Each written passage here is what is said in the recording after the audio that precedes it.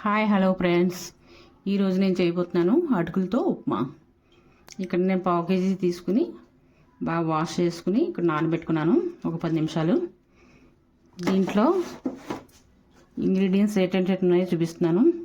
ఒక ఉల్లిపాయ తీసుకున్నాను, ఇక్కడ 4 పచ్చిమిర్చి తీసుకున్నాను, ఇక్కడ గాజర్ తీసుకున్నాను, తర్వాత స్ప్రింగ్ ఆనియన్స్ తీసుకున్నాను, క్యాప్సికమ్ తీసుకున్నాను, సీమటలు తీసుకున్నాను, చిన్న నిమ్మకాయ తీసుకున్నాను, చిన్న సగం ముక్క, ఇక్కడ బీన్స్లు తీసుకున్నాను, టమాటాలు తీసుకున్నాను, 2 టమాటాలు తీసుకున్నాను, ఇక్కడ కొంచెం కరివేపాకు తీసుకున్నాను, 2 రెమ్మలు. ఇక్కడ ఉప్మా తయారు చేద్దాం. ముందుగా కడాయి పెట్టుకున్నాను, నూనె వేసుకుంటున్నాను. ఒక 2-3 స్పూన్లు నూనె వేడెక్కుతుంది. ఇక్కడ 2 స్పూన్లు మినపప్పు వేసుకుంటున్నాను.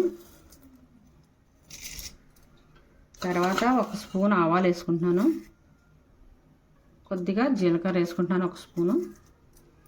కొంచెం ఫ్రై అవ్వాలండి. తర్వాత మనం ఒక్కొక్కటిగా ఇక్కడ ఇవన్నీ యాడ్ చేసుకోవాలి. పోపులు బాగా వేడవుతున్నాయి. ముందుగా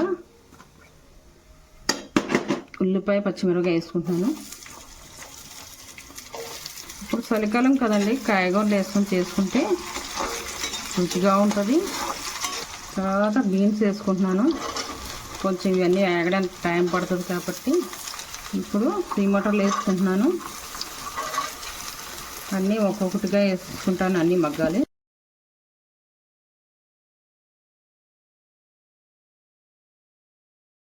కరివేపాకు ఇవన్నీ మగ్గిన తర్వాత టమాటాలు యాడ్ చేస్తాను. కాయగూరలు అన్నది ఉప్పుతో తొందరగా ఫాస్ట్గా మగ్గిపోతాయి. 10 నిమిషాలు అయిపోయినాయి, మగ్గిపోయినాయి కాయగూరలు. ఇప్పుడు టమాటాలు యాడ్ చేసుకోవాలి. టమాటాలు వేసుకుంటున్నాను.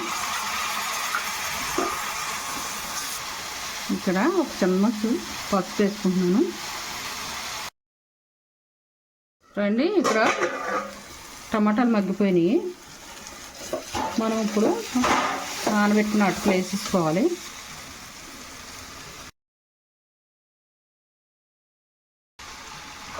దీనికి బాగా కలుపుకోవాలి. అటుకులు ఉప్మా రెడీ అయిపోయిందండి. నేను నిమ్మకాయ వేసుకుంటున్నాను. అటుకులు క్వాంటిటీని బట్టి మీరు 1 కూడా వేసుకోవచ్చు. ఇక్కడ నేను సగం వేసుకుంటున్నాను. లాస్ట్లో ఇక్కడ ధనియా పత్తా యాడ్ చేసుకుంటున్నాను. ఇప్పుడు ఇది బాగా కలిపేసుకుని మనం ప్లేట్ సర్వింగ్ చేసుకుందామండి.